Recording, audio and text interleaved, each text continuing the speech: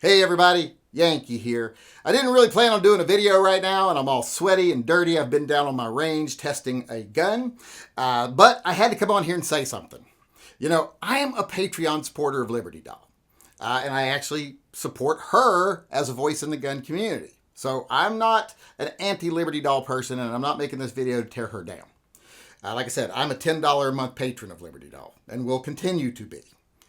But she put out an email to her Patreon supporters today, saying that one of her videos is being used as evidence in a lawsuit against Sig Sauer.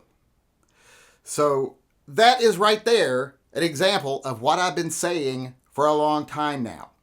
When YouTubers get online and chase that view dragon, get on that hot topic, especially when it's a hot topic that's being sponsored by the anti-gun community, the anti-gunners, you run the risk of something like this. Something you say gets used against a manufacturer. And even if you say in your video, well, I'm not saying this is true, I'm just asking the question, that'll still get used. And when you create elaborate situations trying to make a gun fail, like some YouTubers are doing, that can get used against us, against the best interests of the gun community and the gun industry. So I say don't do stuff like this. It isn't worth the money you're getting from your advertising companies. It isn't worth the money you get from views or any of that. Even if you try to just play devil's advocate, it's not worth it if you're doing it with bullshit information or contrived arguments, because that can come back around. Now, I'm not exactly sure what they're using from her video as evidence against Sig Sauer, but that's not good.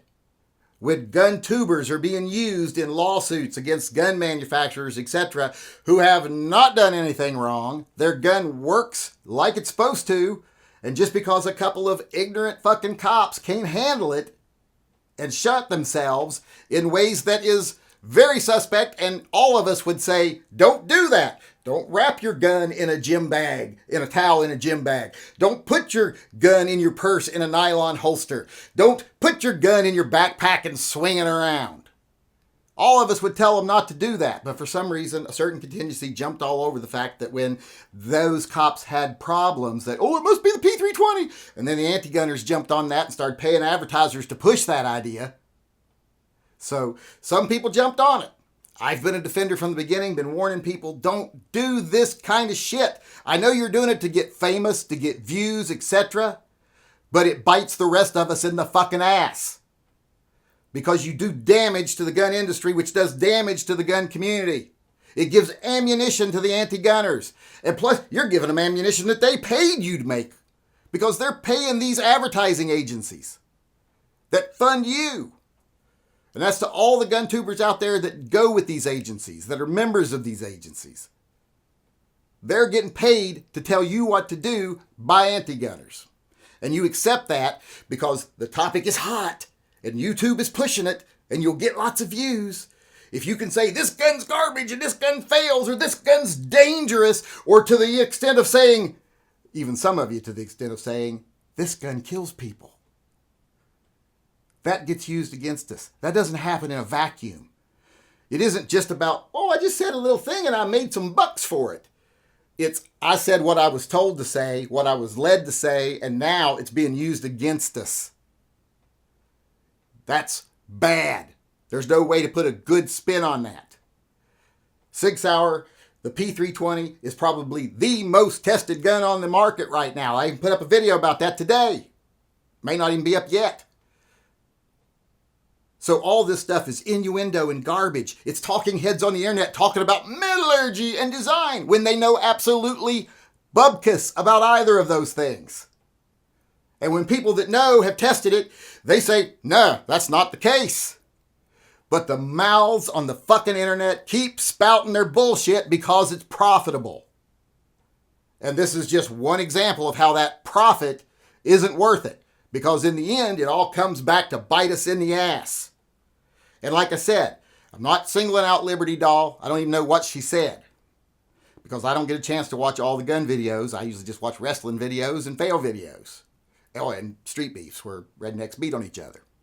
But if it's being used against Sig Sauer in a lawsuit because you came out and just said things and, oh, secret documents and all this other crap.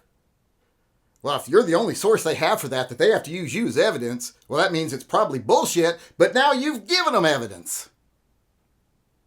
On any of these things, all these people stuck screws in the triggers and all that stuff.